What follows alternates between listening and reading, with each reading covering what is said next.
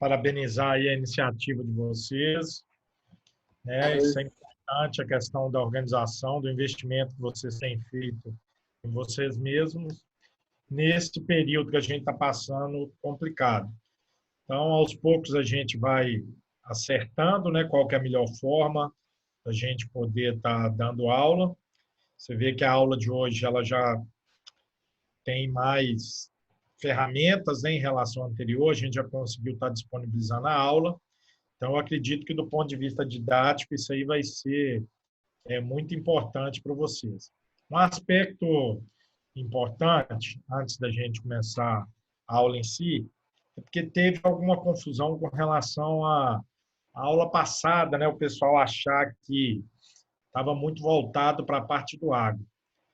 Gente, vocês agora têm que começar a conscientizar que vocês estão entrando numa nova fase do curso de vocês. Vocês vão começar a sair daquelas matérias mais básicas e começar a trabalhar com a coisa mais voltada para a parte mais aplicada.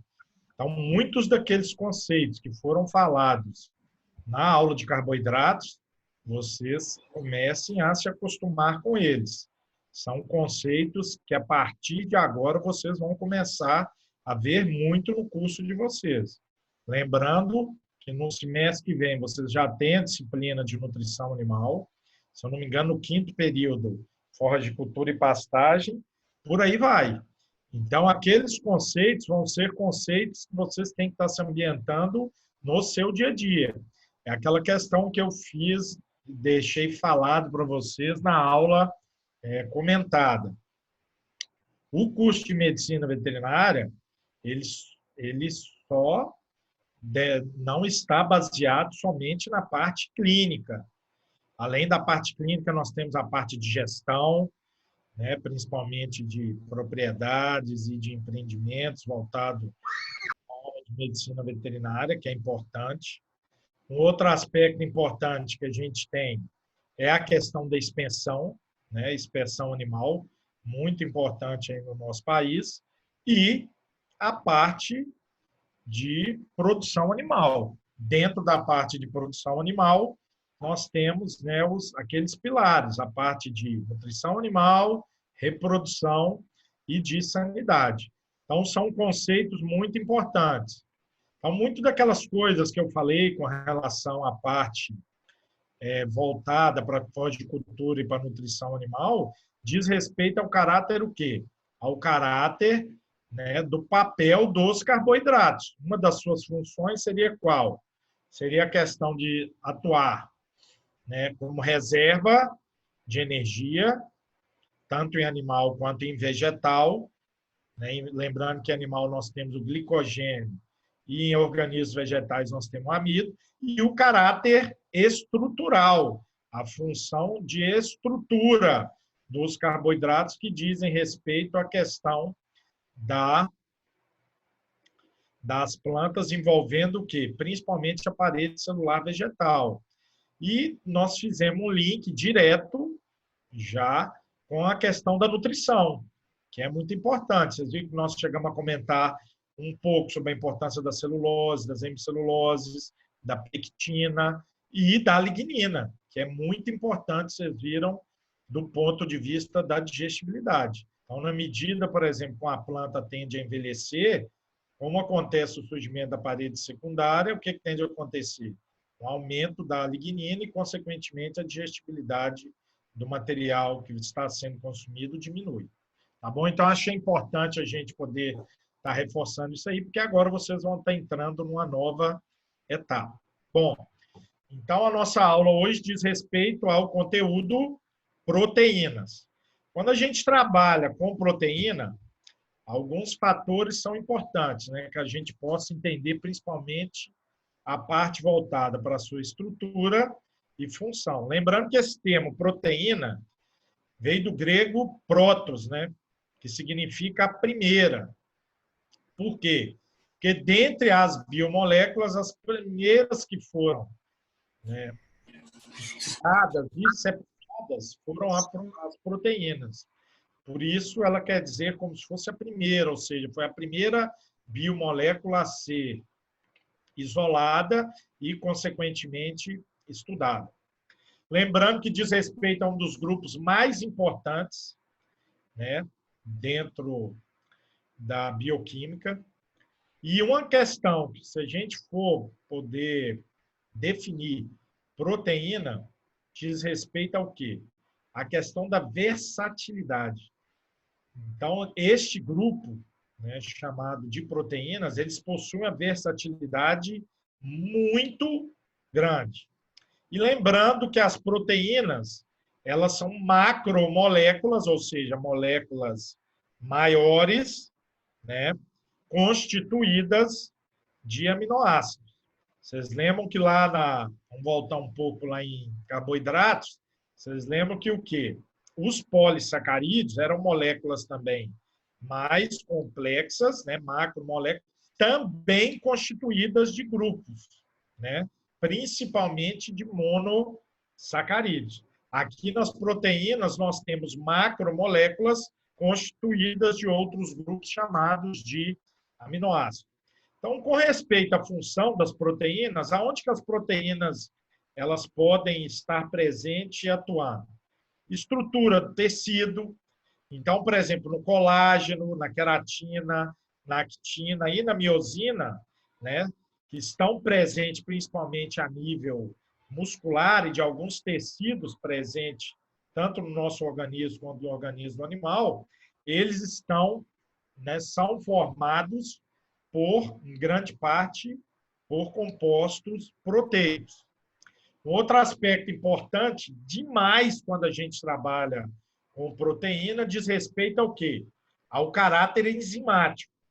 Vocês têm ideia, a importância das enzimas são tão grandes que nós vamos ter a nossa próxima aula somente voltada para o estudo de enzimas, né?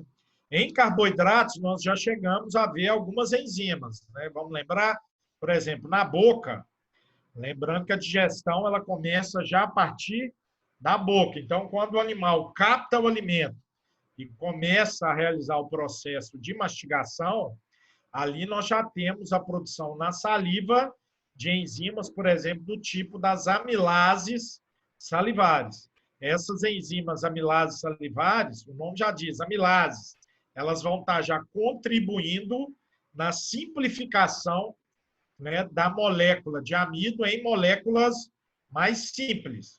Quando eu digo moléculas mais simples, dentro de uma molécula mais complexa como de amido, basicamente glicose. Vocês lembram que o processo digestivo ele é basicamente o quê?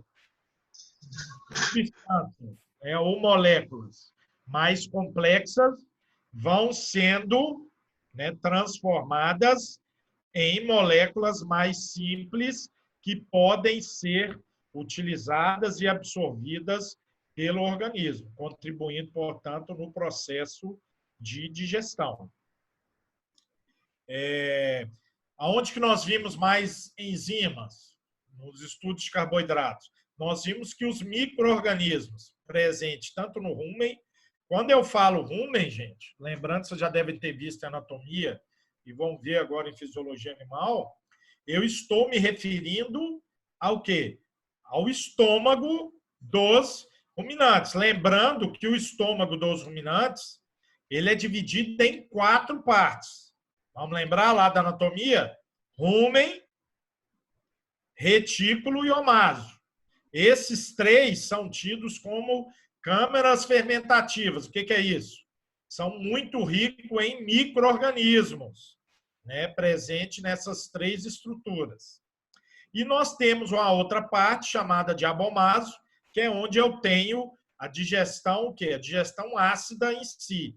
Então, o abomaso, ele se assemelha, né, muito com o nosso estômago, o estômago presente em animais monogástricos, né, como o ser humano, possui um estômago simples. Mas o rumen, o omaso e o retículo, eles são câmeras fermentativas, onde possuem micro-organismos. Esses micro-organismos, eles possuem, né, na sua estrutura, enzimas capazes de quê? De degradar aqueles carboidratos Fibrose, vamos lembrar dos carboidratos fibrosos? Celuloses, hemiceluloses, pectina e a nossa lignina. Então, exemplos de enzimas que esses micro-organismos produzem que são capazes, por exemplo, de quebrar as moléculas de celulose, as celulases, capazes de quebrar a hemicelulose, as hemicelulases. Então, para que possa ocorrer o processo de digestão desses carboidratos fibrosos, somente com a ação de micro-organismos ruminais e das enzimas que eles carregam. Lembrando que esses micro-organismos estão presentes só ali no estômago dos ruminantes? Não. Eles estão presentes também no intestino grosso, tanto de ruminantes quanto de animais não ruminantes. Então, por exemplo, o ser humano, um suíno, quando ele digere, né, por exemplo, em porcas em gestação, é muito comum a gente trabalhar com dietas mais ricas em fibras, né, para poder auxiliar nos movimentos peristálticos ali. Geralmente, o animal, quando ele está em fase de gestação, ele tem muito problema de constipação, né? O animal costuma ter muito problema do que a gente conhece aí comumente como prisão de ventre. Então, é comum a gente trabalhar em porcas gestantes com dietas mais ricas em fibra. Então, aonde que esse material fibroso ele vai ser digerido? Por exemplo, em uma porca, né, em uma matriz. Lá no intestino grosso, graças a ações de quê? Dessas enzimas produzidas pelos micro-organismos presentes ali no intestino grosso. Então, as enzimas, elas exercem uma função muito importante dentro do nosso organismo, não só ao nível de digestão, né? A gente costuma falar que se não fossem as enzimas, não teria como existir vida em nosso planeta. Por quê? Em grande parte do organismo animal é necessário que as reações ocorram rapidamente. E o que faz com que essas reações ocorram rapidamente? A presença das enzimas. É por isso que elas são definidas como catalisadores biológicos. Então, nós temos um exemplo aí no nosso material de uma enzima que nós vamos estar estudando ela quando a gente estudar lipídios, que são as lipases, que são aquelas enzimas capazes de quê? De quebrar moléculas de gorduras, né? E transformando em moléculas mais simples de ácidos graxos. Então, isso é nas aulas dos lipídios, nós vamos estar vendo isso. O outro aspecto importante das proteínas diz respeito a quê? Diz respeito à sua função hormonal. Ou seja, grande parte dos hormônios que são produzidos pelo organismo possuem, né, uma função ou uma ligação do tipo proteica. Por exemplo, nós temos um hormônio muito importante citado nesse material aí, que é produzido pelo pâncreas, que é a insulina. Não sei se vocês já estudaram a insulina, mas a insulina ela é muito importante para quê? Ela serve para poder metabolizar a glicose presente no sangue. Então, toda aquela glicose presente no sangue, a insulina vai estar levando essa glicose para dentro das células, para que essas possam ser utilizadas como fonte de energia, né? Você vê que, por exemplo, pessoas que possuem problemas de diabetes, o que acontece? A diabetes, o que é? O organismo, por si só, ele não consegue produzir uma quantidade significativa de insulina. E aí, o que tem de acontecer? Um excesso de glicose na corrente sanguínea, que pode gerar um tanto, né, de problemas relacionados a esse acúmulo de glicose no sangue. Então, é necessário que a pessoa receba uma dose extra, né, intravenoral de insulina, para que ela possa estar o quê? Metabolizando aquela glicose presente na corrente sanguínea e possa estar levando ela até as células para serem utilizadas como fonte de energia. Então, a função hormonal está presente nas proteínas. Outro aspecto importante dentro das proteínas, função de defesa, né? Por exemplo, os anticorpos. Os anticorpos são estruturas que possuem, né, são células de defesa do nosso corpo e que possuem, né, matriz proteica. Ou seja, as proteínas são importantes na constituição dos anticorpos, né? Os anticorpos são importantes para dar o quê? Dar imunidade ao nosso organismo. Nesses tempos aí de coronavírus, né, o que a gente mais tem visto falar é da questão do sistema imune. Então, os anticorpos são essas células importantes para trazer imunidade para o organismo, tanto do ser humano quanto do animal em si. O caráter nutritivo, né, por exemplo, no ovo, né? O ovo ele é um sistema fechado. Então, na medida que o embrião vai sendo formado, o pintinho ele vai se nutrindo do vitelo do ovo presente ali próximo da gema, né? Naquela região da gema. Então, esse vitelo ele é muito rico, além de, né, carboidrato, mas principalmente em proteína. Serve para estar nutrindo o embrião durante o seu processo de formação. É importante também o aspecto relacionado à coagulação sanguínea, né, principalmente na produção de fibrinogênio, que vai estar auxiliando para que o sangue possa estar, né, se coagulando. Na função de transporte, por exemplo, a hemoglobina presente aí no nosso sistema sanguíneo, ela é muito importante para quê? Para que possam ocorrer trocas gasosas entre as células. Então, a hemoglobina ela tem esse caráter, é um caráter importante, né? Função de transportando gases, principalmente oxigênio, entre uma célula a outra. Agora, quando a gente fala de proteína, nós temos que estar relacionando com o quê? Com o caráter estrutural das proteínas. As proteínas elas são constituídas basicamente de aminoácidos. Na natureza, nós temos aí aproximadamente 20 aminoácidos diferentes. Cada ligação entre aminoácidos são chamadas de ligações, né, de um aminoácido a outro, são chamados de peptídeos. E esses aminoácidos são ligados uns aos outros através de ligações peptídicas. Na medida que cada vez mais aminoácidos vão sendo ligados, eu começo a ter o quê? Macromoléculas mais complexas, chamadas de proteínas. Então, os aminoácidos é como se fossem as unidades básicas das moléculas, né, complexas que são as proteínas. Então tá aí, né? Nós já falamos. Os aminoácidos eles dizem respeito a quê? São a matéria-prima das proteínas, são as unidades básicas. Então, o aminoácido geralmente ele consiste de quê? De um carbono central, né, que está aqui em azul, com uma ligação do grupo amino, NH2, está aqui um grupo amina, e um outro grupo carboxílico, COH, unido a um radical.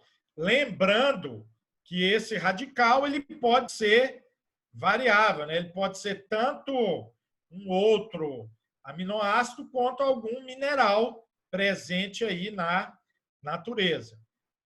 Então, vocês vão ver mais para frente, quando a gente for caracterizar os diferentes tipos de aminoácidos, eles são diferenciados basicamente por esse grupo R, por esse radical, que tende a ser variado de um aminoácido em relação ao outro.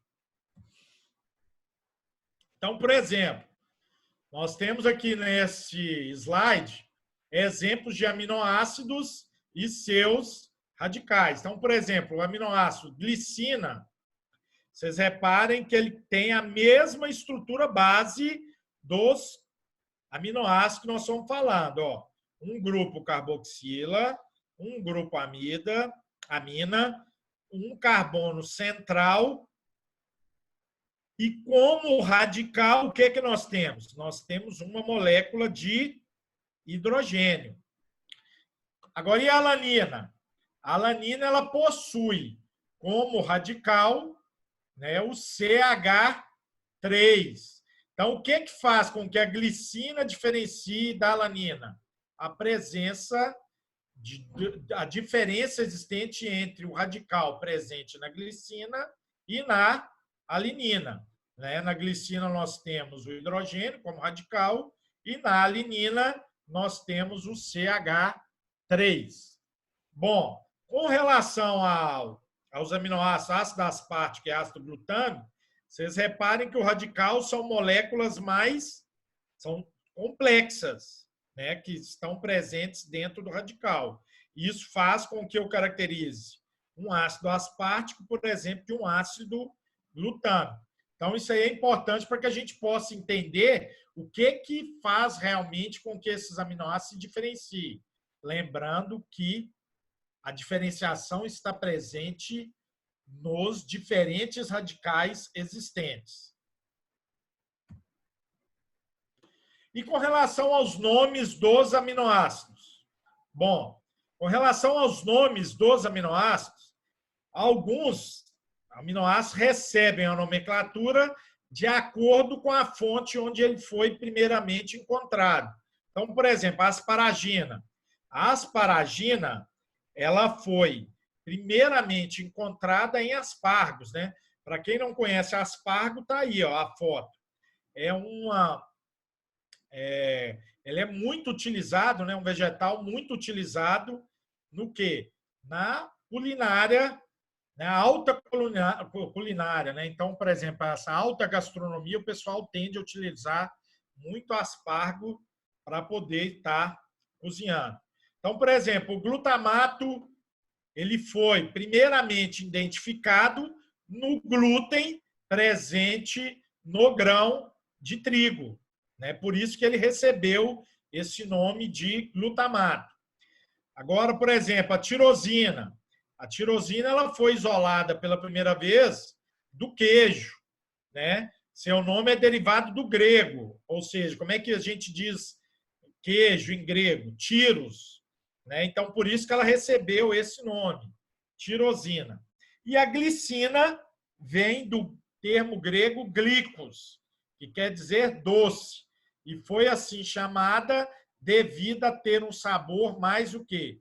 Mais adocicada. Então, grande parte dos nomes que nós temos aí dos aminoácidos, né, desses 20 aminoácidos aí presentes na natureza, a nomenclatura diz respeito aos primeiros locais onde eles foram encontrados.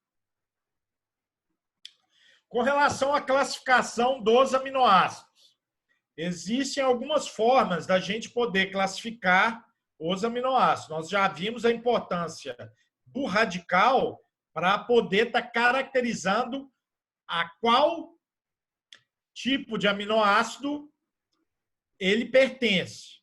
Então, além disso, nós temos os aminoácidos polares, apolares, né, que são aminoácidos que apresentam radicais de hidrocarbonetos apolares ou hidrocarbonetos modificados. Né? Nós temos, por exemplo, com exceção da glicina, são radicais hidrofóbicos, ou seja, que não conseguem estar sendo misturados em água, né? Não conseguem, por exemplo, ser quebrados. Temos também os aminoácidos polares nêutrons, são aqueles que apresentam radicais que tendem a formar pontes de hidrogênio, lembrando que pontes de hidrogênio são do tipo OH, hidroxila. E temos aqueles aminoácidos ácidos, que são aqueles que apresentam radicais com um grupo carboxílicos. Esses são hidrófilos. né, que conseguem sofrer lise via água.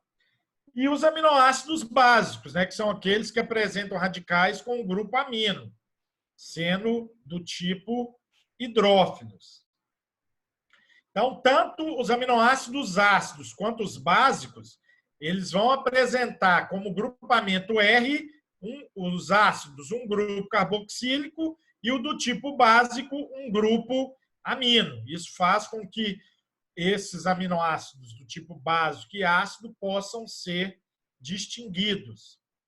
Mais para frente, nós vamos estar vendo no slide exemplos dessas 4 classes de aminoácidos com relação ao seu radical.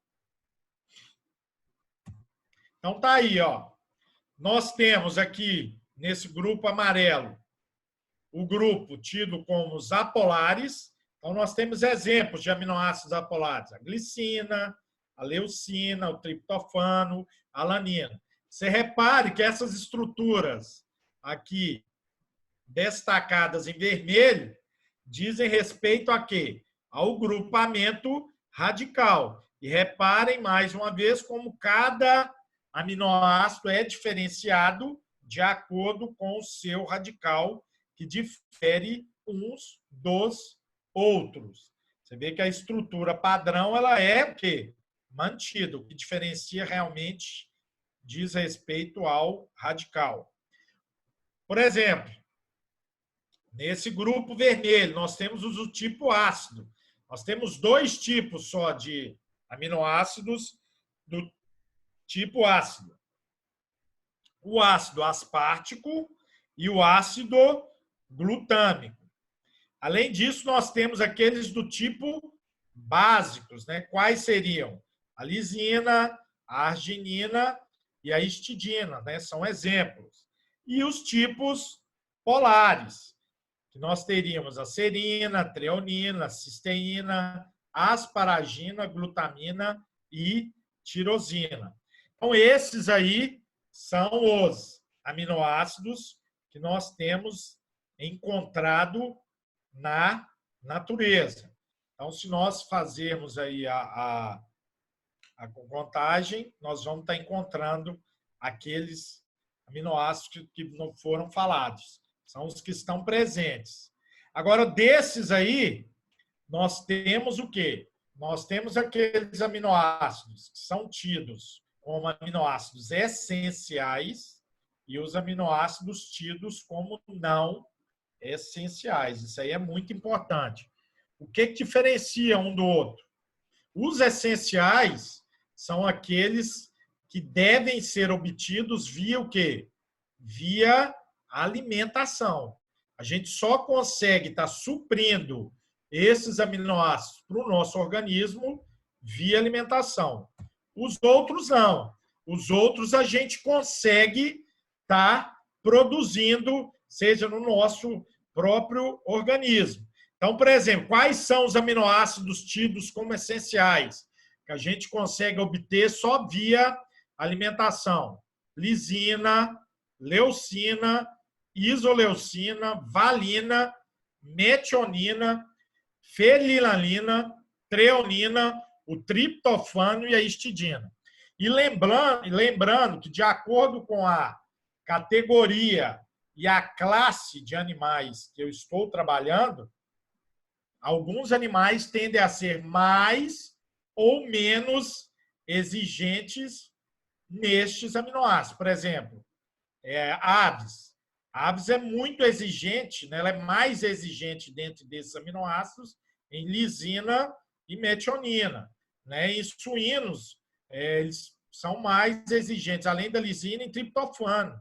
Né? Então, a gente tem que estar suprindo esses aminoácidos de acordo com a categoria de animais. Vocês vão ver que quando a gente estiver trabalhando com balanceamento de dietas, vocês vão estar vendo isso. Então, por exemplo, quando eu for estar trabalhando com balanceamento de uma dieta de aves, ou então de suínos, ou de felinos, gatos, ou então de cães, vocês vão ver que cada categoria, classe desses animais, eles tendem a ser mais exigentes em alguns aminoácidos que outros. Agora, lembrando que todos eles são essenciais.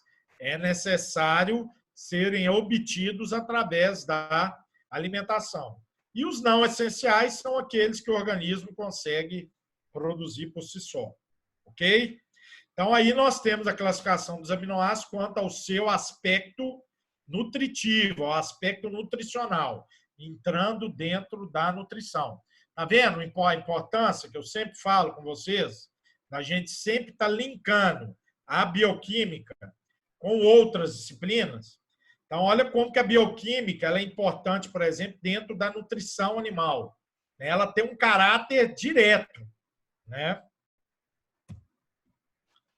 E com relação ao destino dos aminoácidos, essa classificação é dada em relação ao destino tomado pelo aminoácido quando o grupo amino é excretado do corpo. O grupo amino é aquele grupo rico em quê? Rico em nitrogênio. Então, aquele nitrogênio, quando ele fica de uma maneira excessiva no organismo, ele é maléfico. Então, os animais, né, ao longo do seu processo evolutivo, o que eles fizeram? Eles desenvolveram meios para poder estar excretando esse excesso de nitrogênio presente no organismo. Você vê que, dependendo da classe de animais que eu trabalho, existem diferentes formas de excreção desse nitrogênio. Então, por exemplo, em mamíferos, ele é excretado via ureia. Como que esse nitrogênio ele pode ser excretado? Né? Onde que ele é mais? Ou via uretra, através da urina, e também através das fezes, né? Nas fezes, a gente também tem uma excreção de nitrogênio, embora ela tende a ser menor, menos concentrada do que a presente na urina. Nos peixes, a gente tem a excreção de nitrogênio na forma de quê? Na forma de amônia, né? Desse grupamento amina. Então, os peixes eles já possuem uma forma de excreção que é o quê? Que difere da de mamíferos e aves e répteis. Aves e répteis, qual que é a forma de excreção? Via o quê? Via ácido úrico, né? Presente tanto em aves e répteis. Não sei se vocês já viram alguma coisa, as aves, elas são descendentes diretos dos répteis, né? Tem algumas características nas aves que faz com que realmente existam evidências de que elas foram realmente, né, evoluídas a partir de répteis. Um dos aspectos diz respeito a essa excreção do grupo amina. Olha para você ver, as aves, assim como os répteis, excretam esse grupo amina, né, esse excesso de nitrogênio ali presente, na forma de quê? De ácido úrico. Um outro fator que pode fazer, por exemplo, olha aí para um pé de uma galinha, pé de galinha, olha como que aquela estrutura ela se assemelha bastante ao que a gente costuma ver em répteis, né? Então, são aí algumas evidências que dizem respeito, né, à questão das aves, além da questão da oviposição, né? Tanto os répteis quanto as aves, elas realizam posturas de ovos, não é isso? Então, aí são algumas das características que fazem realmente com que as aves elas sejam descendentes diretos dos répteis ao longo do processo evolutivo. Com relação à nomenclatura dos aminoácidos, existe a nomenclatura padrão, né? O nome do aminoácido em si. Então, por exemplo, nós temos o aminoácido valina, triptofano e glicina. Agora, existem outras formas da gente poder estar caracterizando, né, nomeando esses aminoácidos através de uma abreviatura de 3 letras e através do símbolo com uma letra. Lembrando que essas abreviaturas e os símbolos, elas vêm de nomenclaturas que são padronizadas do ponto de vista internacional. Então, por exemplo, no mundo inteiro, quando eu vejo essa abreviatura valina, VAL, TRP e GLI, eu sei que está se referindo a glicina, triptofano e valina. E com relação ao símbolo, a mesma coisa. Vocês reparem que o nome padrão, ele difere de país para país, né? Então, por exemplo, aqui na língua portuguesa, a valina, ela é escrita dessa forma. É o triptofano dessa forma. Agora, olha aqui no inglês. O triptofano ele é escrito como o quê? Triptofano, né? Diz respeito à língua inglesa. Agora, repare que a abreviatura e o símbolo, ela é o quê? Universal. Então, no mundo inteiro, ela é escrita da mesma forma. Então, tanto na língua portuguesa quanto na língua inglesa, a abreviatura de triptofano é TRP e o símbolo que simboliza esse aminoácido é o W. Então, isso aí é importante para que a gente possa ter um sistema internacional para que possa estar entendendo a que tipo de aminoácido a gente está se referindo. Então, nós temos outros exemplos aqui, né, de aminoácido, a felinalina, por exemplo, a abreviatura é PHE e o símbolo F. A tirosina, TIR, a abreviatura, e o símbolo Y. Por aí vai. Então, aqui eu tenho uma tabela, lembrando que essa tabela é só para vocês terem ciência de que existe esse sistema internacional de abreviação de letras e de letra, né? Para que vocês possam estar só visualizando isso aí. Não vou cobrar isso na prova, não, viu, gente? Realmente, então, essa questão aqui é uma decoreba muito grande. É só para vocês realmente entenderem.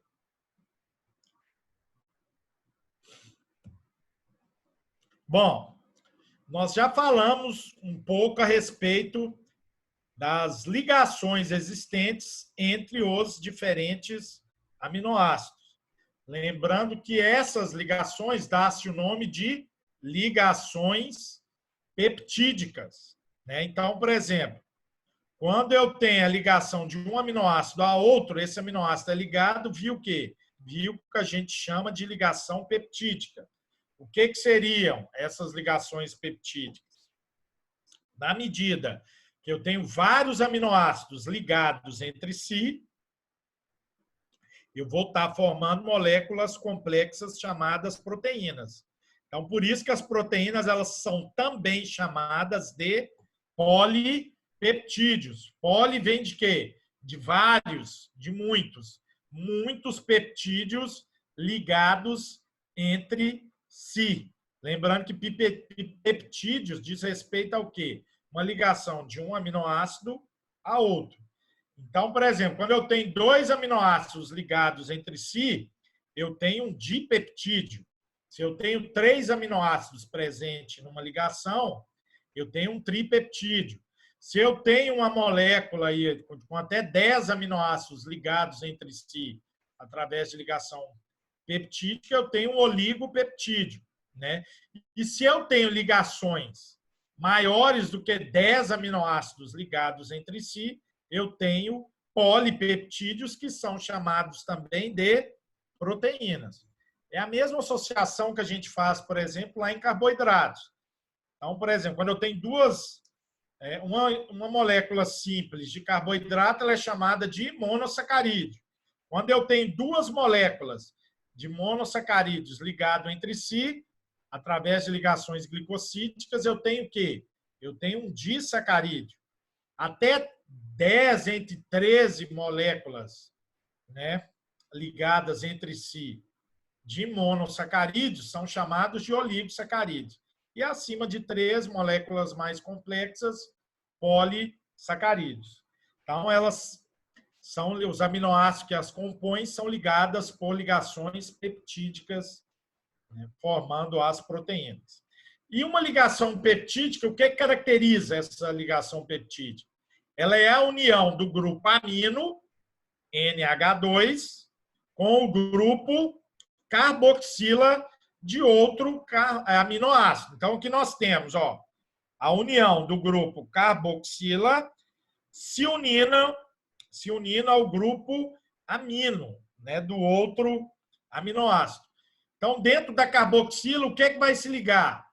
Essa hidroxila aqui presente. Esse grupo OH vai estar se ligando ao hidrogênio do grupo amino do outro carboidrato, gerando o que a gente chama de ligação peptídica. Ok?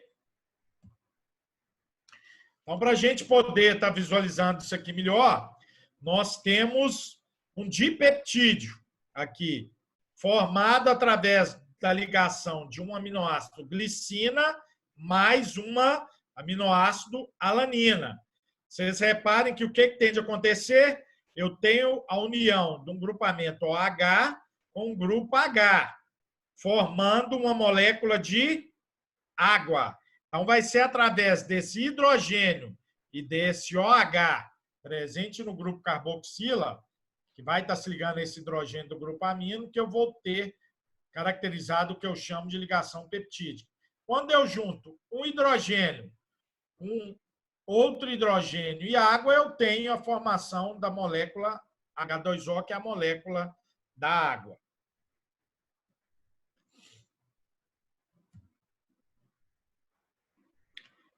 Lembrando a questão da nomenclatura, né? Isso é importante.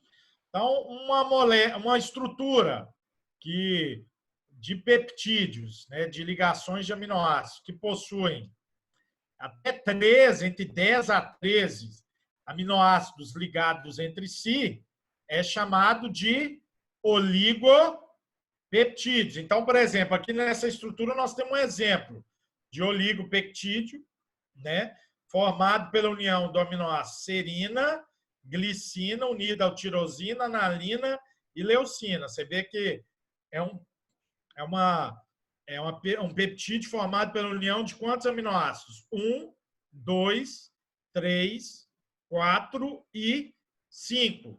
Ou seja, 5 aminoácidos ligados entre si através de ligações peptídicas. E pelo fato de possuir poucos aminoácidos aí, eles são chamados de oligopeptídeos.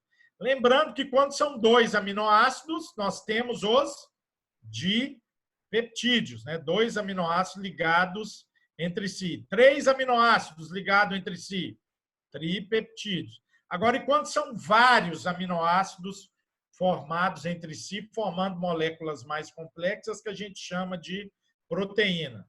Vocês lembram que proteína é uma palavra sinônima de polipeptídeos. Então, ou seja, são moléculas mais complexas pelo fato de serem formadas por uma maior quantidade de aminoácidos, né? Por isso são chamados de polipeptídeos. Exemplo de um oligopeptídeo formado por 4 aminoácidos, a alanina, o glutamato, a glicina e a lisina. Então, nós temos aqui o que a gente chama de oligopeptídeos, ou seja, formados pela ação de 4 aminoácidos em cadeia. Lembrando que esses aminoácidos eles são unidos entre si através de ligações peptídicas. Bom, vamos falar mais agora dos polipeptídeos ou proteínas. Vocês lembram, reforçando mais uma vez, que eu falei que são palavras sinônimas, né? Uma proteína ela é formada, ó, aqui já tem a definição, são macromoléculas compostas de vários aminoácidos, unidos por ligações covalentes denominadas de ligações peptídicas, né? Então, são estruturas mais o quê? Complexas em relação aos dipeptídeos, aos tripeptídeos e aos oligopeptídeos. Com relação à classificação das proteínas, nós temos proteínas dos tipos simples e do tipo conjugada. A do tipo simples é fácil, ela só tem aminoácidos presentes na sua estrutura. Então, vocês reparem que uma estrutura, por exemplo, de proteína simples, elas são unidas, formadas através da ligação de quê? De vários aminoácidos entre si, ligados através de ligações peptídicas. Agora, e as proteínas do tipo conjugadas? Elas não possuem só aminoácidos em sua estrutura. Por exemplo, as glicoproteínas, elas são proteínas que possuem, né, carboidratos, glicose unido à sua estrutura. As lipoproteínas, elas são proteínas que, além de possuírem somente ligações via aminoácidos, possuem o quê? Lipídios, ácidos graxos que podem estar presentes ali. A fosfoproteína, ela é uma proteína que possui um grupamento fósforo, né, que é um mineral presente na sua estrutura. Onde que a gente vê muito fosfoproteína? Na membrana plasmática, né, presente aí nas células. Vocês vão ver que nós vamos ter uma aula falando só de membrana plasmática, né? Então, é importante para que a gente já possa estar fixando esses conceitos e já estar associando eles com aulas que nós vamos ter posteriormente. No aspecto aí estrutural, nós também podemos classificar as proteínas de acordo com o local onde elas estão presentes, de acordo com a sua estrutura. Então, por exemplo, nós temos aquelas proteínas do tipo globulares, ó, em formato de globos, né, que estão presentes, por exemplo, nas albuminas e na mioglobina. Existem aquelas proteínas que nós já vimos, fibrosas, presentes no quê? No colágeno, que está muito presente na fibra muscular. E são proteínas que ela tem a capacidade de quê? De se distenderem. Há um exemplo aqui dessas proteínas sofrendo distensão, né? Que é uma estrutura importante que a gente precisa a nível muscular, né? Para que elas consigam ser mais, possuem elasticidade.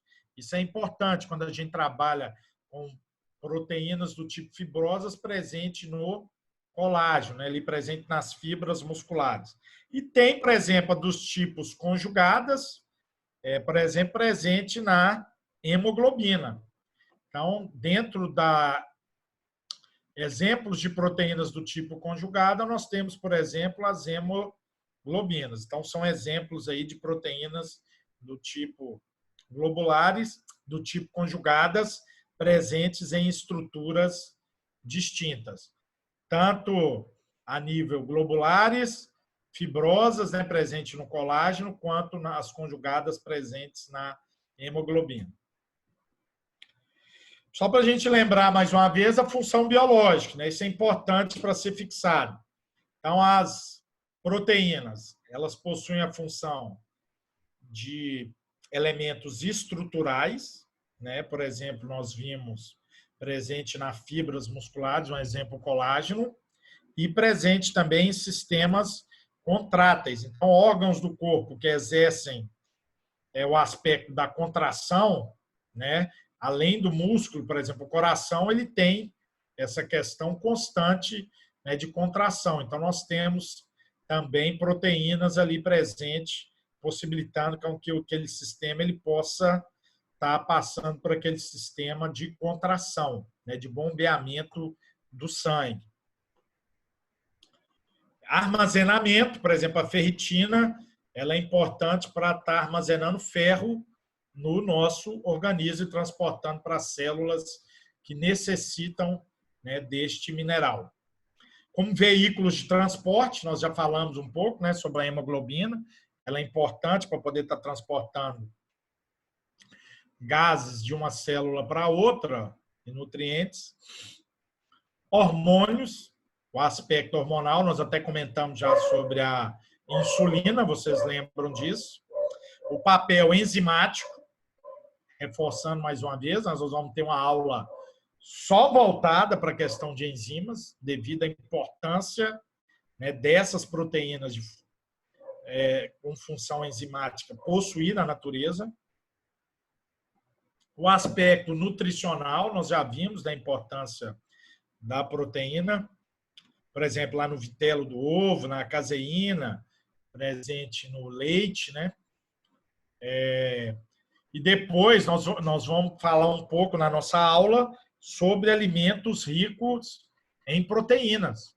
É importante, né, para que a gente possa estar entendendo quais alimentos aí disponíveis para alimentação animal que a gente tem, que são bastante ricos em proteínas. Sempre falo com isso. Vamos trabalhar também com a parte aplicada, porque são conceitos importantes para que vocês possam estar fixando agora.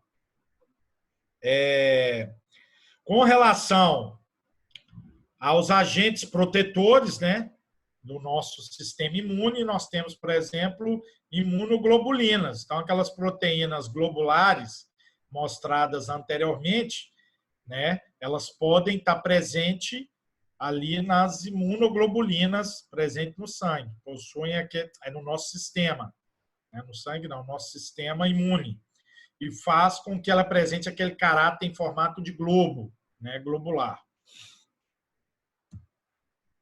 Com relação à solubilidade, nós já chegamos a ver um pouco dentro de aminoácidos a questão da polaridade, né? Existem aqueles que são apolares, são hidrófobos, e os polares, que são hidrófilos.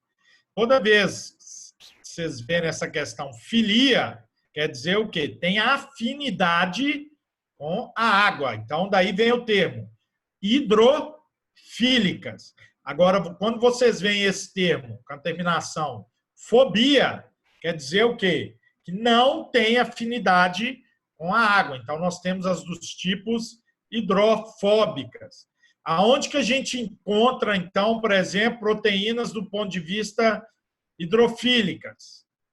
A conalbumina do ovo, ela possui, né, solubilidade em água.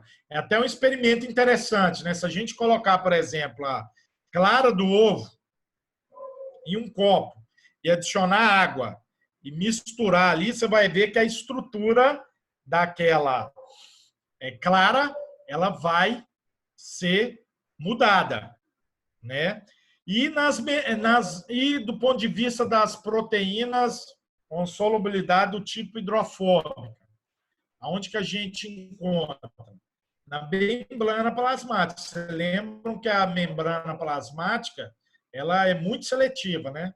Nós vamos estar estudando também a membrana plasmática. E é necessário que ela tenha essa seletividade? Sim, para que somente aqueles nutrientes ou compostos que sejam importantes estar passando para dentro da célula ou da célula para fora da célula possam estar passando ali através da membrana, né? Se passasse, por exemplo, um excesso de água para dentro da célula, o que acontecia?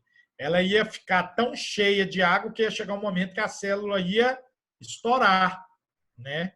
Então, é importante essa questão da seletividade entre presente na membrana plasmática, né? E essa seletividade ela advém principalmente das proteínas presentes na membrana, que possuem um aspecto que hidrofóbico, ou seja, que não possuem solubilidade em água.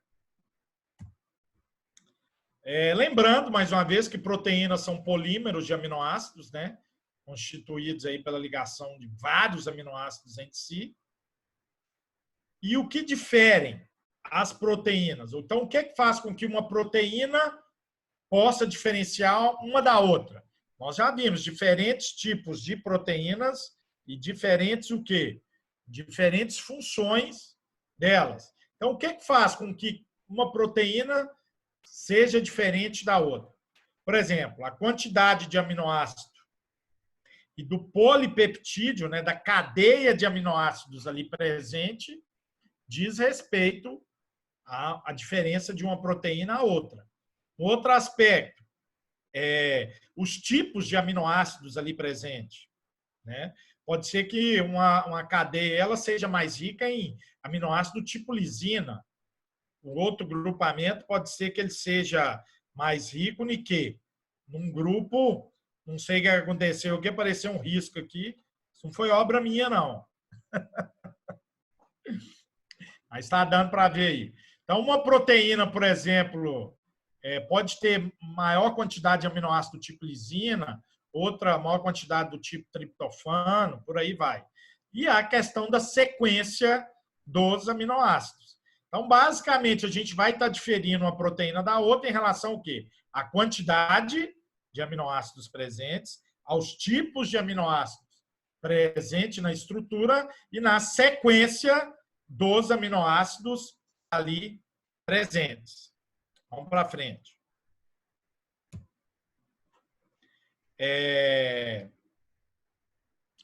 Com relação às proteínas, não sei como é que faz para tirar isso aqui não, gente. Depois tem que olhar aí. Professor, deve ter escrito alguma coisa aí, mas eu também não... Não deve aqui, ter a opção. Depois a gente olha isso aí. Não, mas não está atrapalhando, não dá para ver não. Beleza, tá dando para visualizar, né? Sim. Então, por exemplo, dentro das estruturas das proteínas, nós temos proteínas com 4 tipos de estruturas.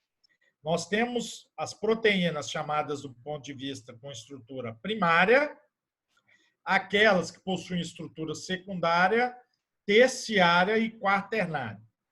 O nome já diz, as mais simples são as que possuem o quê? Estrutura do ponto de vista chamado primário. Então, vocês reparem aqui que são o quê? São aquelas cadeias de aminoácidos ligados entre si. Essas estruturas, elas podem ser transformadas em estruturas secundárias. Vocês veem que os resíduos nessa parte final da cadeia aqui presente, ela pode estar se unindo umas às outras, formando uma estrutura secundária. Um caráter mais ou menos, a estrutura em hélice, né, parecendo uma mola. Essas estruturas secundárias, né, em formato de mola, elas podem estar se unindo umas às outras, né, formando cadeias polipeptídicas, originando o que a gente chama de estrutura terciária, né? E o que acontece? Essas estruturas terciárias ainda podem estar se unindo umas às outras, formando o que a gente chama de estruturas quaternárias. Lembrando que, do ponto de vista estrutural, então, quais moléculas que vão ser mais difíceis, por exemplo, de serem quebradas ou rompidas? A quaternária. Então, uma molécula com estrutura quaternária, ela vai ser quebrada para a terciária, depois para a secundária, depois para a primária, e depois, a nível, por exemplo, do sistema digestivo, eu vou estar separando aminoácido por aminoácido para ser utilizado para cada estrutura ou local que esteja necessitando desse aminoácido no organismo. Então, é só para a gente entender a questão do aspecto estrutural das proteínas, né, presentes aí dentro do organismo. Com relação às proteínas, nós já falamos, elas podem ser classificadas do tipo simples ou... Esse trem aqui tá brabo, hein? Professor. Agora tá... agora como acabou. Ia falar agora. Faz parte, gente. Faz parte. Ensina à distância é de jeito. Aos poucos nós vamos entendendo. Pensa que pelo menos vocês já estão familiarizando com algo novo. É a ferramenta Zoom. Então vamos lá. Tudo faz parte do aprendizado. As proteínas elas podem ser do tipo simples ou conjugadas. Nós já vimos isso. Só para a gente reforçar. Do tipo simples, são também denominadas de homoproteínas. Então, homo vem de quê? Vem de homogeneidade, né? Essa homogeneidade ela é importante para quê? Para que ela explique que essas proteínas do tipo simples elas são somente formadas por ligações entre aminoácidos, ou seja, são constituídas exclusivamente por ação de aminoácidos. Então, como exemplo, nós temos as albuminas e as globulinas. Conjugadas são também denominadas de heteroproteínas. O que são heteroproteínas? O trem aí estava caiado, hein? O povo tava... Tem que ver o que é isso aí. Heteroproteínas são aquelas proteínas que não são formadas somente por aminoácidos. Elas são heterogêneas.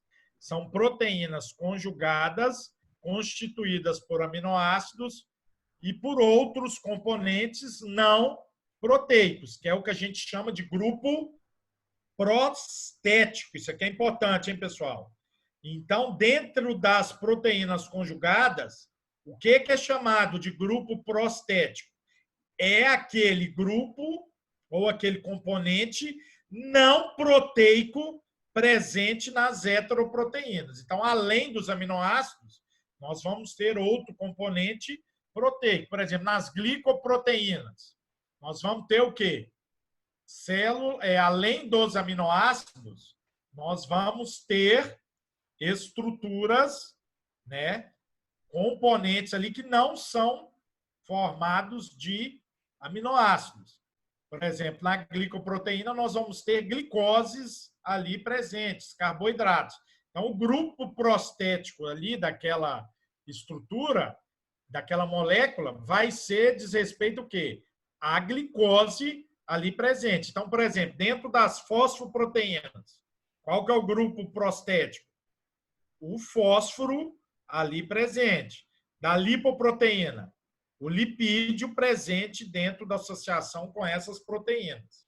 E na hemoglobina, né, a presença que a gente vai ter ali, principalmente de proteínas do grupo ricas em ferro, né, o ferro ali presente, por exemplo, dentro da hemoglobina. Um aspecto importante em relação à estrutura das proteínas é que as proteínas elas podem sofrer processo de desnaturação. O que quer dizer isso? Vocês lembram que nós comentamos no slide passado que as proteínas elas possuem diferentes, né, estruturas. Lembrando das estruturas das proteínas: primária, secundária, terciária e quaternária. Essas ligações podem sofrer desnaturação. O que seria a desnaturação de uma proteína? Seria os rompimentos das ligações que formam de maneira tridimensional a proteína. Vocês lembram daquelas estruturas? Vamos voltar aqui para ver. Ó. Essas estruturas aqui elas possuem um formato tridimensional, ou seja, eu consigo estar visualizando ela em alguns microscópios, principalmente microscópio eletrônico, em 3D, né?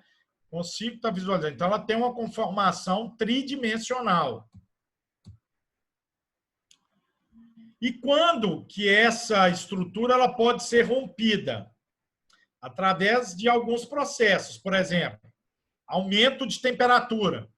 O aumento de temperatura ela pode fazer com que essas ligações se rompam, modificando a estrutura das proteínas. Quer ver um exemplo? O ovo. Quando a gente quebra um ovo e coloca ele dentro do copo, ele tem uma estrutura totalmente diferente do que, por exemplo, quando ele é submetido a um calor excessivo, a um aumento de temperatura, né? Quando a gente vai estar, por exemplo, fritando ele. Ele vai ficar nesse formato. E um outro aspecto que pode fazer com que essas proteínas elas possam se desnaturar. Por exemplo, quando eu tenho, né, uma alteração no pH. Então, por exemplo, em pHs mais ácidos, o que pode acontecer?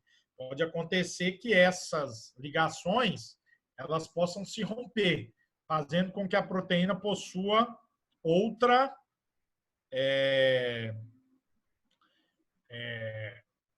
outra estrutura, né? Outra estrutura, me fugiu o termo aqui. Ela possua outra conformação espacial.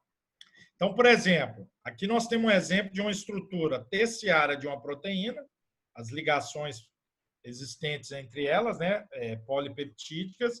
Você vê que na medida que ela é submetida a um aumento da temperatura, a alteração do pH do meio, o que vai acontecer com ela? Ela vai se desnaturar. Então, toda essa ligação complexa que forma a estrutura terciária, ela vai ser rompida, né?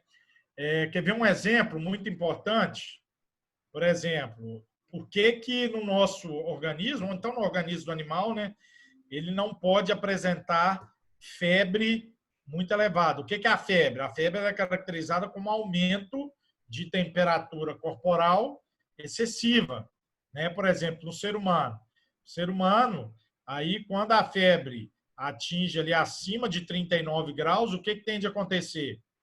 Tende a acontecer um aumento da temperatura brusca do nosso organismo, e esse aumento de temperatura, se ele não for controlado, pode causar o quê? Desnaturação de proteínas muito importantes presentes no nosso organismo, entre elas as enzimas.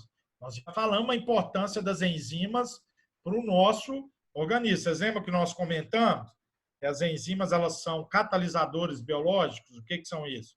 Elas aceleram a reação, que existem reações no nosso organismo que tem que ocorrer de maneira mais rápida, né? Porque senão a gente não consegue sobreviver. Pois é, vocês imaginam na medida que essas enzimas elas começam a sofrer processo de desnaturação. Pode levar o nosso organismo a entrar em colapso, né? E levando o indivíduo até a morte. Então, por isso, quando o indivíduo ele tem febre, a gente tenta baixar essa febre mais rapidamente possível, né? Tentando, por exemplo, dar banho mais frio, ou então colocar compressa de gelo, justamente para isso, para tentar baixar a temperatura corporal.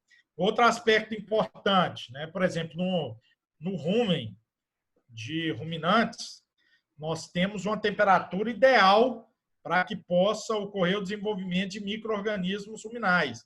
Geralmente está entre 38 e 39, 38,5 e 39,5, né, ali dentro do rumen. Essa temperatura é ideal para que o quê? Para que possa ocorrer desenvolvimento dos micro-organismos ruminais. Então, ela é constante, né? O rumen, ele é um sistema fechado.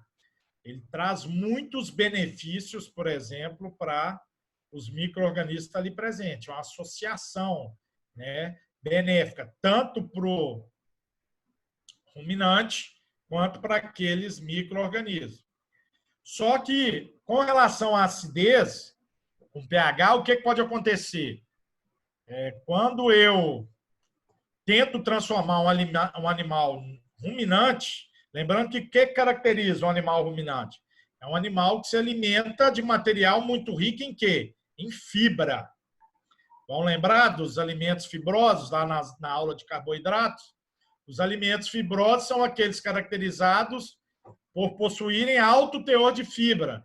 Nós vimos lá o teor de fibra bruta acima de 18%, né? E quando eu tento transformar um animal ruminante num animal não ruminante, ou seja, fornecendo uma dieta com pouca capacidade de fibra, ou seja, oferecendo muito material concentrado, tanto aquele concentrado rico em energia quanto em proteína, eu posso fazer com que ocorra o quê? Ocorra um problema no pH do rumen. O pH do rumen ele vai se tornar mais ácido. Na medida que ele vai se tornar mais ácido, ele vai estar gerando um desequilíbrio naquela estrutura, fazendo com que tanto os micro-organismos quanto aquelas enzimas presentes ali neles comecem a sofrer processos de quê? Desnaturação. Então, começa a ter uma mortalidade muito grande de micro-organismos ruminais e uma mudança nos micro-organismos ali presentes. Então, por isso que a gente não pode trabalhar com muito concentrado na dieta de ruminantes. Vai ter um grupo aí que vai estar trabalhando, se não me engano, no seminário, com acidose, né? Das características da acidose diz respeito a isso que eu comentei agora. Então, a alteração, né, no pH, ela é uma das características que podem causar desnaturação de proteínas e enzimas. Então, essa questão é importante para que a gente possa estar visualizando isso aí. O limão no leite, né? Tá falando aí, por exemplo, quando a gente faz aquela limonada suíça, você vê que a consistência do limão, ela fica totalmente, a do leite, ela fica totalmente modificada devido ao quê? Devido ao pH mais ácido presente no limão. Aminoácidos são armazenados no organismo? Lembrando que não existe reserva considerável de aminoácidos livres no organismo, né? Eles não são armazenados como fonte de energia. Então, por exemplo, em carboidratos, nós vimos que a matriz, né, dos carboidratos, que são os monossacarídeos, principalmente a glicose, ela possui estruturas capazes de armazenar essas moléculas de glicose. Lembrando que no organismo animal é o glicogênio e no organismo vegetal é o amido. Agora, em relação aos carboidratos, nós não temos estruturas que armazenam aminoácidos no nosso organismo, né? Eles não são armazenados, portanto, como fonte de energia. Eles permanecem ali presentes no organismo em estágio de reciclagem. O que é isso? Os aminoácidos livres, eles serão utilizados ali, que estão ali presentes no organismo, na síntese de novas proteínas ou degradados em amônia no fígado, músculos, cérebros e rins. E lembrando que o excesso de amônia, né, ele vai ser excretado de acordo com a classe de animal que eu esteja trabalhando. Lembrando que mamíferos são excretados via ureia, né? Lembrando que em peixes, excretado via amônia, e em aves e répteis, via ácido úrico. Desses aí, qual que gasta mais energia? Qual que tem um gasto mais energético para o animal? A produção de ureia. A produção de ureia, ela tem um gasto energético significativo, ou seja, para que a gente possa estar excretando ureia, né, animais, os mamíferos, é necessário que ocorra um gasto energético muito grande. Esse gasto ele é mais reduzido em peixes e em aves e répteis. Lembrando, né, gente, que em aves a gente não possui um sistema excretor diferenciado, como acontece, por exemplo, em mamíferos, que a gente tem a uretra e o ânus. Em aves, nós temos o quê? Uma estrutura chamada cloaca. Então, a ave ela defeca e urina ao mesmo tempo. Por isso que, quando a gente vai estar avaliando as fezes das aves, vocês reparem que o quê? Você tem uma substância líquida e uma substância mais sólida. Então, a cloaca ela consegue estar liberando tanto a urina quanto as fezes ao mesmo tempo. Os aminoácidos permanecem, então, em estado de reciclagem, né? E, na medida que eles estão livres, eles serão utilizados na síntese de novas proteínas, já falamos. Nos rins, os aminoácidos que não são utilizados na forma de ureia pela urina, mas lembrando que ureia só nos mamíferos. Ok? É a forma, então, de excreção do NH3, da amônia, do excesso de amônia presente no organismo. Bom, então, a questão dos alimentos. Vamos pegar um pouco agora na parte da nutrição, fazer um link lá com a fisiologia da digestão, que vocês vão estar tendo na fisiologia, e fazer um link também com a forragicultura. Lembrando que, a princípio, essas, né? Ao longo do curso de vocês vão estar vendo muito esses alimentos proteicos. Por exemplo, quando a gente estiver estudando bovinocultura, suinocultura, avicultura, caprino-ovinocultura, não sei se na grade SUS tem piscicultura, né? Não lembro. equinocultura, eu sei que tem, né? A gente vai estar trabalhando com esses alimentos proteicos. Então, é importante que a gente já possa estar fazendo associação com alguns deles. E lembrando, nós vamos estar vendo um pouco disso, que existem alguns alimentos de origem proteica que, pela legislação, estão proibidos. Nós vamos estar vendo isso aí mais adiante. É importante a gente já poder estar fazendo um link deles aí. Então, dentro dos alimentos proteicos, primeira coisa, quando a gente pensa no alimento rico em proteína, a gente associa com o quê? Com aqueles alimentos oriundos do quê? Da produção animal. Então, por exemplo, aí nós temos exemplos, né, das carnes, tanto carnes vermelhas quanto carnes brancas, peixes, além de derivados lácteos, né? Ovo, são exemplos de alimentos do nosso cotidiano aí que a gente ingere, ricos em proteínas. Mas lembrando que não existe só alimentos ricos em produção vegetal. Existem aqueles também alimentos proteicos oriundos de produção animal.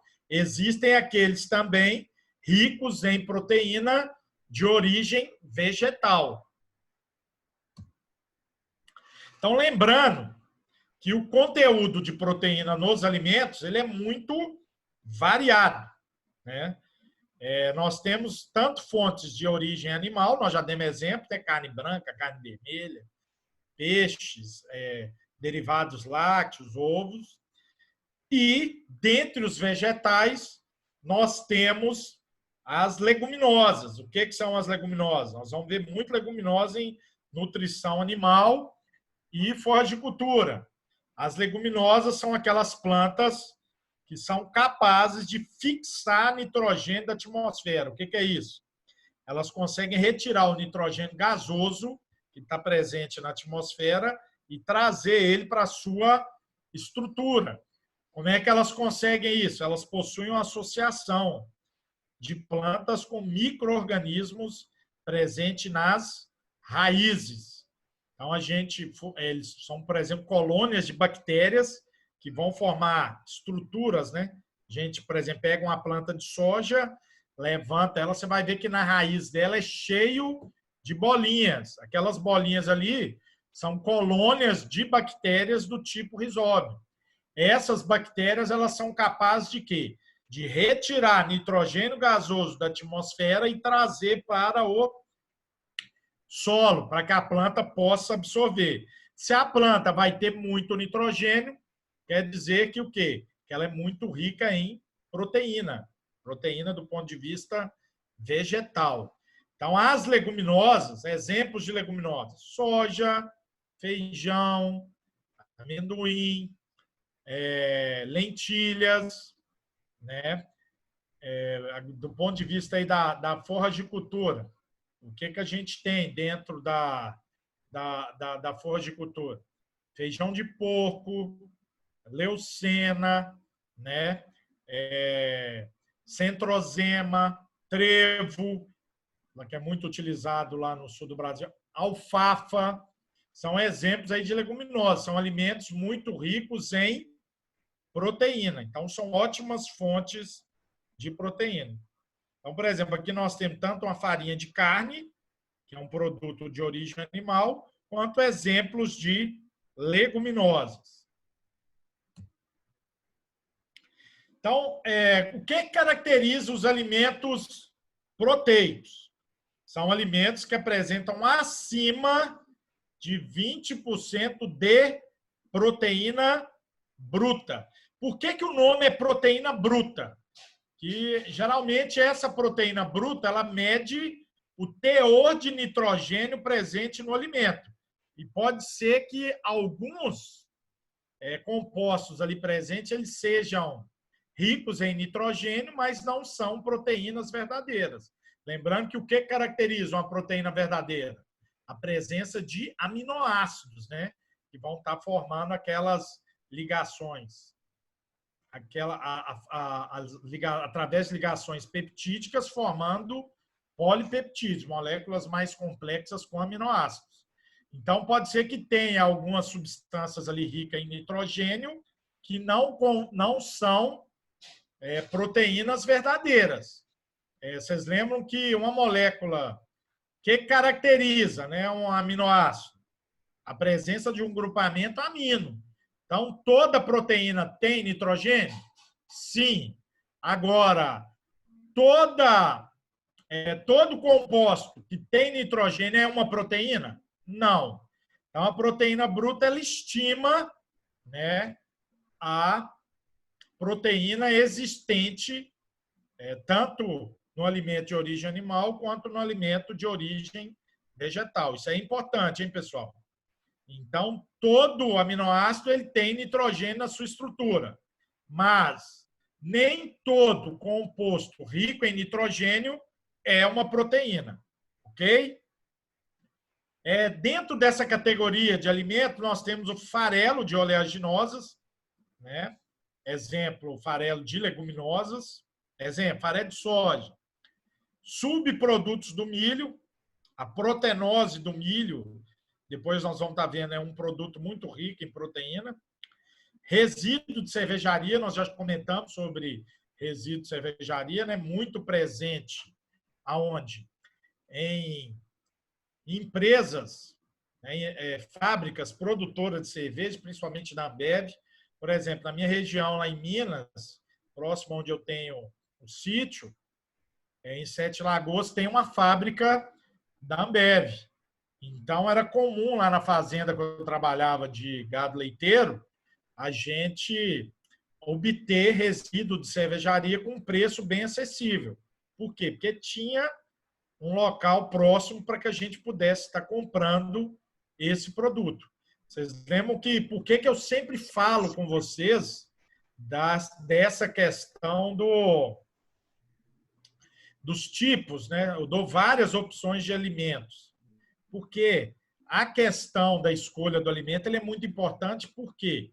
Porque, do ponto de vista da nutrição, a nutrição ela pode corresponder dentro de um sistema de produção aí, até dependendo do sistema, 80% do custo de produção do sistema.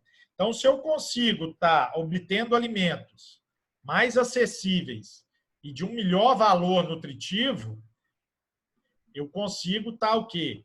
Além de estar barateando a minha dieta, né, pelo fato de eu ter menor gasto com frete, eu consigo estar fornecendo alimento de alta qualidade e, consequentemente, eu estou barateando o custo de produção da minha ração, né, e eu consigo ter maior margem de lucro dentro do meu sistema. Daí a importância de eu estar mostrando para vocês as várias opções que a gente tem de alimentos de origem, né, de alimentos proteicos. Não só proteicos, né? Na aula passada nós comentamos também sobre ricos em energia, assim como na aula de lipídio nós vamos comentar sobre alimentos ricos em gordura. E dentre esses aí nós temos um material bem interessante, que é a ureia. Lembrando que a ureia ela não é um alimento obtido de uma fonte viva, né? Seja de origem animal ou de origem vegetal. A ureia, para quem não sabe, ela é um derivado do petróleo. E ela pode ser utilizada em dietas de animais ruminantes, né? Por que ela pode ser utilizada? Porque os micro-organismos ruminais eles conseguem estar transformando essa ureia, né? Conseguem estar utilizando essa ureia, que é muito importante para eles. Para quê? Para que eles possam estar utilizando ela na sua estrutura de formação de esqueletos de carbono.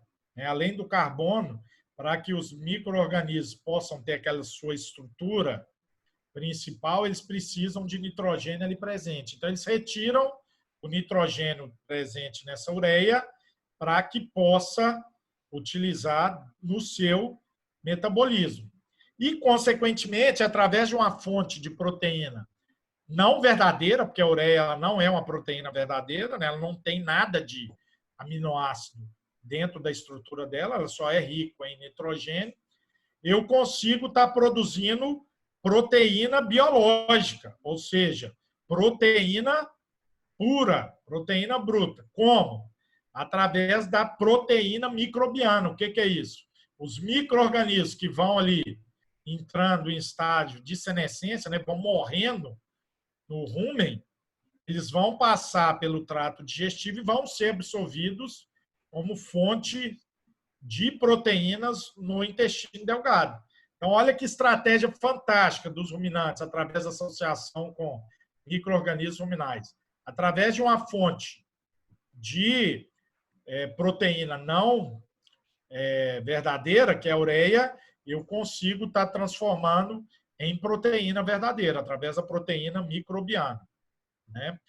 É uma questão interessante, eu cheguei até a comentar no material. Lá na escola de veterinária, nós trabalhamos, gente, avaliando a utilização de ureia agrícola e ureia animal. Aí vocês me perguntam, o que é ureia agrícola, professor? É aquela ureia que a gente utiliza para adubação.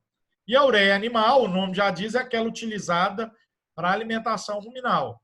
E nós avaliamos, ao invés de utilizar a ureia tida aí como ureia animal, nós utilizamos a ureia agrícola, né, substituindo.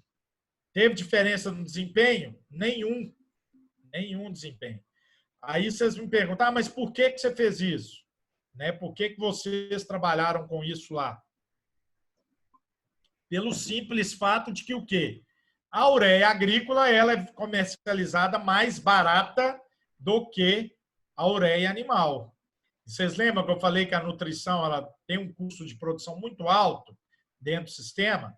Pode ser que eu utilizando ureia agrícola ao invés de ureia animal, eu vou estar trabalhando com o quê? Eu vou estar trabalhando com o mesmo material e reduzindo o custo na minha dieta. Lembrando que eu não posso trabalhar com a quantidade excessiva de ureia, porque senão ela vai se tornar tóxica pro ruminante. Aonde que a gente utiliza muito ureia, professor? Na alimentação de ruminantes. Mistura de cana com ureia. Quem trabalha em fazendas, principalmente produz gado de leite, é uma mistura muito comum. Né? Você fornece, além da energia presente na cana-de-açúcar, você vai estar fornecendo ureia, que eu já falei com vocês que apesar de ser uma fonte de proteína não verdadeira, eu consigo estar transformando ela em proteína verdadeira.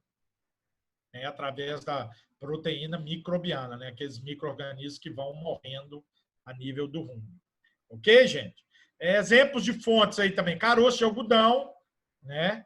Que é aquele resíduo, o caroço realmente que sobra após a retirada, né, da pluma do algodão para a indústria têxtil. E lembrando que os farelos de oleaginosas podem apresentar diferentes teores de proteína bruta, em função do processo utilizado para a extração do óleo. Isso aí é uma questão interessante. Muitas vezes o pessoal tem dificuldade de entender, né? Vai comprar um produto, o produto, ao invés de estar escrito farelo de soja, está escrito torta de soja. É o mesmo produto? Não. Vocês vão ver que a torta ela tem muito mais óleo do que o farelo. É importante essa questão do óleo? Sim. Por quê? Porque dependendo da quantidade de óleo que eu utilizo na dieta, por exemplo, de ruminantes, uma alta quantidade de óleo pode ser o quê? Pode ser tóxica para os micro-organismos ruminais. Nós vamos estar vendo isso aí em lipídios, né? Os micro-organismos ruminais, eles conseguem estar metabolizando lipídio até uma certa quantidade. Até 5% de óleo na dieta. Na medida que o teor de óleo ultrapassa esses 5%, eles vão ter perda de eficiência. Então, os farelos, eles são resultantes da extração mecânica, que é o processo de prensagem, esmagamento, seguida de uma extração química, com solventes orgânicos, né? Então, esses solventes eles vão estar retirando ao máximo aquele óleo presente ali naquele farelo resultante da prensa. portanto, tem maior teor de proteína e menor quantidade de óleo. Essa figura aí mostra bem isso, né? Então, por exemplo, se eu submeto uma soja, né, que é uma oleaginosa, a uma prensa para poder retirar o óleo, né, para produzir óleo de soja, aquele produto que vai sobrar, ele é chamado de torta da oleaginosa. Foi a soja, então torta de soja. Ele é um produto com menos proteína e mais óleo. Agora, e quando eu adiciono o solvente orgânico? Então, eu obtenho o farelo, por exemplo, o farelo de soja. É um alimento mais rico em óleo, mais rico em proteína e menos rico em óleo. Por isso que, geralmente, o farelo ele é mais caro do que a torta. Exemplos de alimentos proteicos. A soja integral tostada, né? Que é o quê? Que é o grão de soja submetido a alta temperatura. É um alimento bem interessante, que possui 35% de proteína bruta. Pode ser utilizado tanto na alimentação de aves, suínos, gado, né, ruminantes, também em rações de cães. O pessoal tem trabalhado com utilização de soja para poder baratear a ração. Farelo de soja, nós já falamos, é um alimento riquíssimo em proteína de origem vegetal, 44% a 48%, rico em lisina, então da sua constituição, aproximadamente de aminoácidos, grande parte da riqueza dele em aminoácidos é em lisina. Então, por exemplo, para animais que têm uma exigência alta em lisina, é um alimento muito interessante. Nós temos que só tomar cuidado que esse processo ele tem que ser submetido a um tratamento térmico. Por quê? Se eu não submeter a soja a um aumento de temperatura, eu não consigo inibir a ação de fatores antinutricionais, né, que estão ali presentes. Então, por exemplo, inibidores de proteases, né, que são enzimas presentes ali no farelo de soja, hemaglutininas, lecitinas e outros. Então, o tratamento térmico ele é importante para que a gente possa estar corrigindo fatores antinutricionais presentes na soja. Quando eu submeto esse tratamento térmico, esses agentes antinutricionais eles são, né, eles se tornam indisponíveis, né, inviabilizados. A proteinose. A proteinose ela é obtida através da separação e concentração do glúten extraído do milho, né, através de um processo de moagem úmida.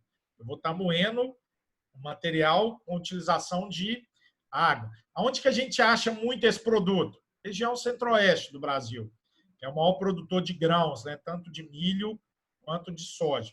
É um produto interessante da gente utilizar? Sim. Inclusive, eu posso estar trabalhando com os dois, né? Tanto com o milho, o fubá, que ele é uma fonte energética, quanto com a proteinose, que é um alimento muito rico em proteína. Então, 60%, para vocês terem ideia desse material, é composto de proteína. Lembrando que ele é um subproduto da indústria do milho. Aqui, para a nossa região, carece demais a gente poder estar adquirindo. Agora, se algum de vocês algum dia for trabalhar na região centro-oeste, for trabalhar lá naqueles confinamentos, ou então em granjas de suínos e aves ali presente, muito presente na região, né, é bem comum o pessoal trabalhar com proteinose de milho lá. E agora nós vamos trabalhar, finalizando, com um tema bastante interessante, que é a utilização de quê? De subprodutos de origem animal na dieta. Essa questão é uma questão que entra no âmbito da legislação, gente. Então, nós temos que tomar cuidado. Por exemplo, em dietas de ruminantes, é estritamente proibido a utilização de subprodutos de origem animal. Exemplos de subprodutos de origem animal: farinha de carne, farinha de vísceras, farinha de carne e ossos, cama de frango, né? Farinha de pena, então são farinha de peixe, de sangue, são materiais de origem animal que são proibidos, terminantemente proibidos de serem utilizados na alimentação de ruminante. segundo o Ministério da Agricultura e Pecuária e Abastecimento, o MAPA. Por quê? Porque na Europa o pessoal utilizava muito desses alimentos.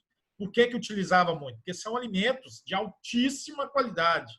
São materiais que têm uma riqueza muito grande em aminoácidos. Só que eles chegaram à conclusão de que o mal da vaca louca, né, que é o apelido que eles deram para uma doença chamada EEB, a sigla, o que é EEB? Encefalopatia espongiforme bovina, conhecida como mal da vaca louca, é uma doença oriunda da utilização de subprodutos de origem animal na alimentação de ruminantes. Então, por que ela tem esse nome? Encefalopatia espongiforme bovina. É uma doença que tende a atingir principalmente o sistema nervoso central, principalmente a região do cérebro. E o cérebro ele fica como se fosse cheio de buraco, né? Por isso esse nome, espongiforme. Fica como se a gente visse uma esponja, né? Causando problemas no sistema nervoso central. Por isso que ela é conhecida como mal da vaca louca, né? O animal se porta aí como se ele tivesse louco, né? Transtornado. Mas por quê? Porque é uma doença que atinge o sistema nervoso central. Então, desde que conheceu-se a causa desse mal da vaca louca na Europa, o resto do mundo e aqui no Brasil proibiu o uso de subprodutos de origem animal na dieta de ruminantes. Aí, gente, nós temos que trabalhar com aspecto ético, que eu sempre falo. Olha aí a dificuldade que vocês estão tendo dentro do curso de vocês. Vão ficar aí 5 anos estudando no curso de medicina veterinária, investindo em vocês, né, pagando uma mensalidade que você sabe que não é barata, né, a gente sabe disso, para depois chegar no final, na hora que vocês tiverem o seu CRMV. O que é o CRMV? É a carteira, né, do registro de medicina veterinária que vocês vão ter, né, do conselho, que ele é importante para quê? Para que ele possa legalizar o exercício da profissão de vocês. E pelo fato de vocês estarem utilizando um produto que não é permitido, vocês podem ter o seu CRMV cassado. Então, a gente sempre tem que estar trabalhando dentro do princípio ético e legal. Aí vocês me perguntam, professor, e na alimentação de não ruminantes, eu posso usar? Sim. Só que qual que é o grande problema? Por exemplo, países da Europa e do Oriente Médio, que são a grande parte dos países que a gente utiliza, né, para estar exportando esses animais, tanto carne de frango quanto de suíno, já também proibiram a utilização de subprodutos de origem animal na alimentação desses animais. Isso por quê? Porque eles têm medo, né, desse problema passar, além do animal, também para o ser humano. Então, cortado. Por isso que eu mostrei para vocês anteriormente opções de quê? Já que não tem como eu trabalhar com proteína de origem animal, eu tenho que usar uma alternativa. A alternativa para poder estar suprindo aqueles aminoácidos essenciais, lembrando que os aminoácidos essenciais são aqueles que só são obtidos via dieta, né? Eles são obtidos via o quê? Via produção de alimentos ricos em proteína vegetal. Então, vamos falar um pouco sobre esses alimentos de origem animal. Eles são alimentos de boa qualidade? Sim. Só que o que a gente tem que tomar cuidado? Já caso eu venha utilizar, por exemplo, que eu não vou utilizar esse produto para exportação, né, por exemplo, aves e suínos. Eu tenho que tomar cuidado porque ele é um material de fácil deteriorização. Por exemplo, em peixe, o pessoal trabalha também com esse tipo de material, né? Principalmente em peixes carnívoros, que são os peixes mais valorizados do ponto de vista comercial. Por que eles são de rápida deterioração? Eles tendem a se rancificar muito rápido, né? Eles perdem muito rápido. E, geralmente, eles têm que ser alimentos submetidos, né? Um digestor, que é como se eu colocasse, por exemplo, esse alimento para cozinhar sob pressão para depois fornecer para os animais. Então, dentro desses alimentos, alguns testes de qualidade são essenciais. Por exemplo, umidade, alimento muito úmido, ele tende a se perder mais rápido. Acidez, né? A presença de ácidos graxos livres. Quanto maior a quantidade de ácidos graxos livres, mais rápido ele vai perder. E o índice de peróxido. Quanto maior o número de peróxido, quer dizer que o quê? Que esses alimentos eles estão começando a ter um processo de degradação muito rápido. Então, lembrando que os peróxidos eu coloquei aí, é a rancidez oxidativa, a oxidação de duplas ligações, depois nós vamos ver em lipídios, sobre luz, umidade, temperatura, oxigênio e ferro, formando peróxido e demais metabólicos, que é aquela questão que a gente fala que o alimento começa a perder, ele fica rancificado. Tá? Então, lembrando, mais uma vez, alimentos de origem animal é terminantemente proibido ser utilizados na alimentação de ruminantes. Ok? Ok. E na indústria de aves e suínos, para exportação, são proibidos. Aonde que eu posso utilizar esses alimentos? Dietas de felinos? Ok. Lembrando que felinos são carnívoros restritos, né? Tem que ter um teor de proteína bruta altíssima, de proteína altíssima na ração desses animais. Por isso que quando a gente compara ração de cão com gato, o que acontece? A de gato sempre é mais elevada do que a de cão. Quanto maior a riqueza em proteína, mais cara tem de ser o alimento. E na de cães, eu também posso estar utilizando esses produtos. Apesar que em cães, o pessoal costuma estar colocando também um pouco de proteína de origem vegetal, para dar uma barateada no custo de produção daquela ração. Os caninos eu consigo estar trabalhando. Agora, os felinos, o negócio é mais complicado. Aí, só para a gente finalizar, a composição nutricional varia muito, né?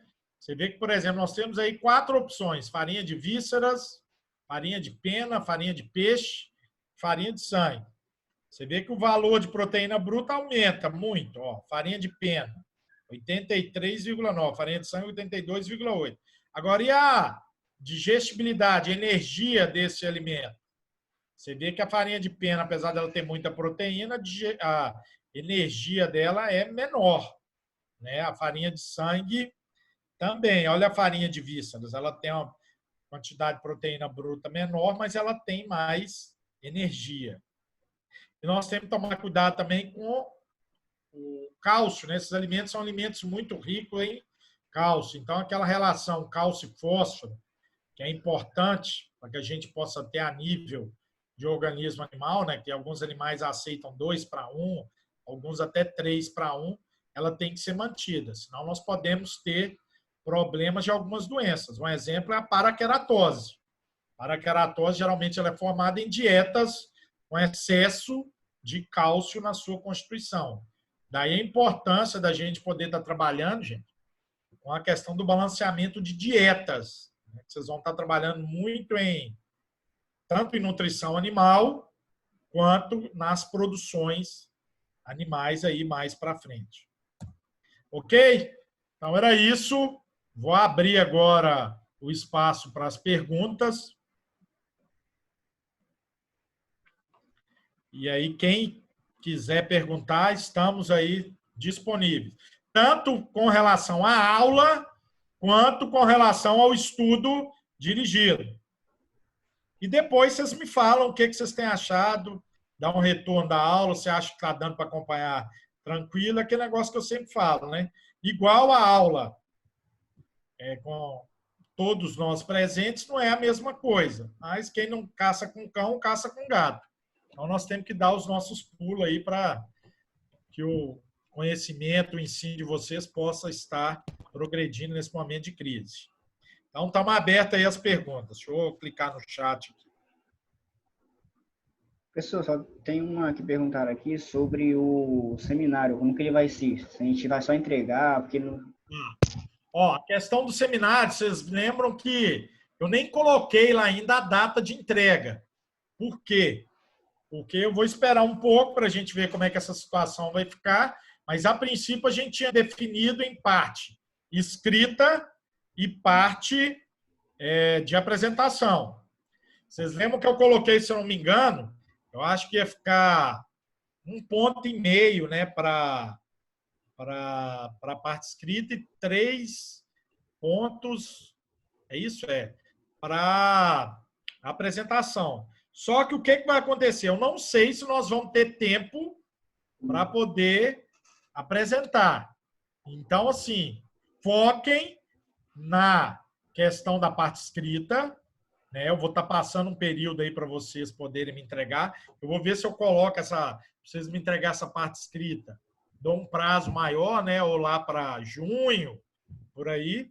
Agora, lembrando que se a aula voltar, a gente segue o nosso cronograma. A gente faz a apresentação deles.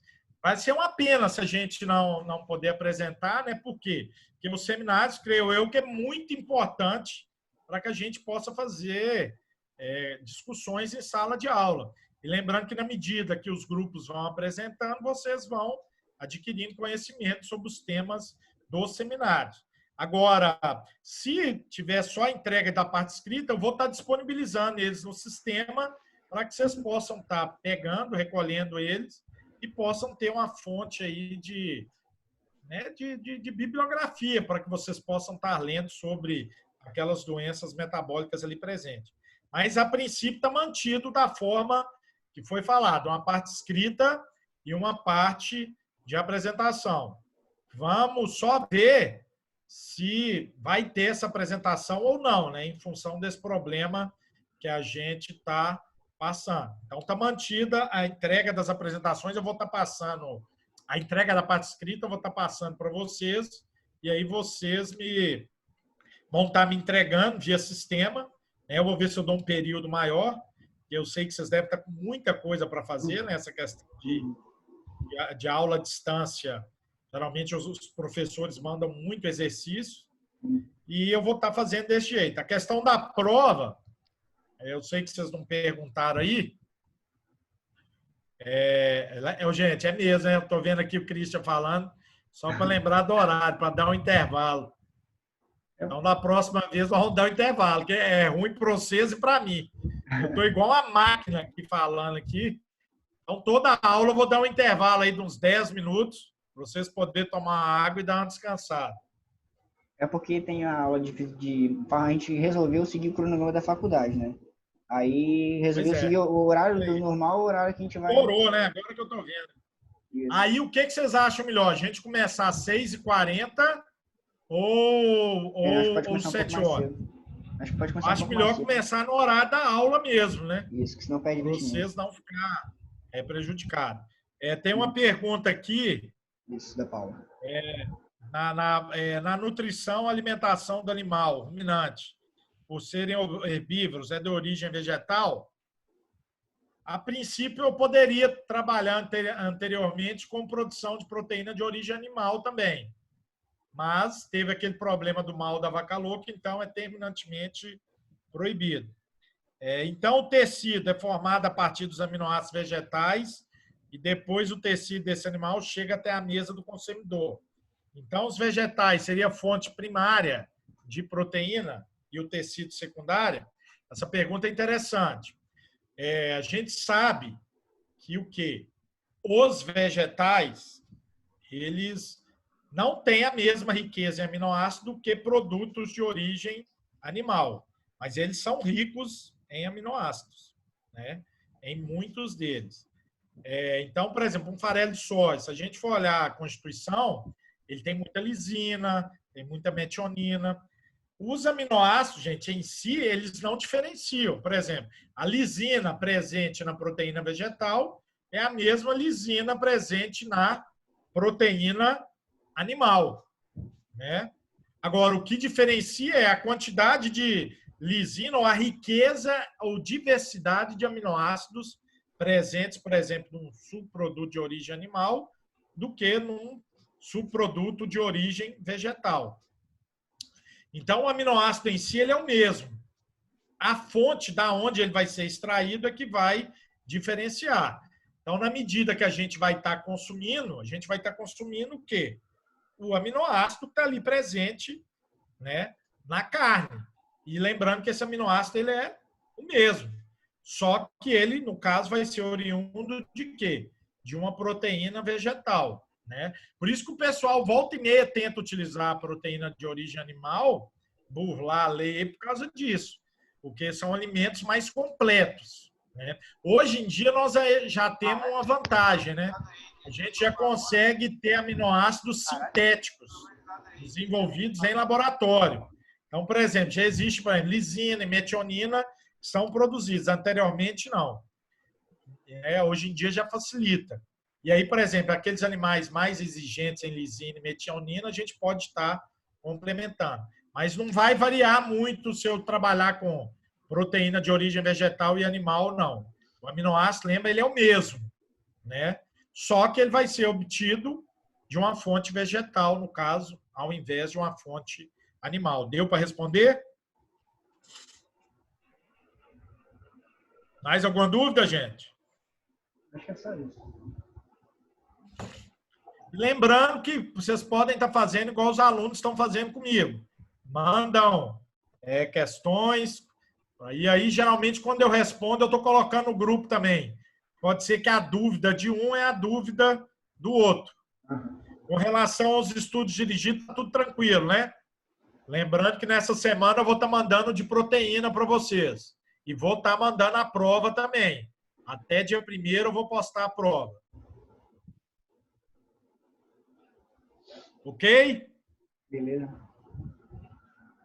E aí, na próxima aula, se a gente começar às 6h40, eu dou um período para vocês poderem tomar uma água e ir no banheiro, né, de uns 10 minutos, e aí a gente termina no horário certo, para vocês também ter tempo de descansar entre as aulas, senão vocês estão lascados.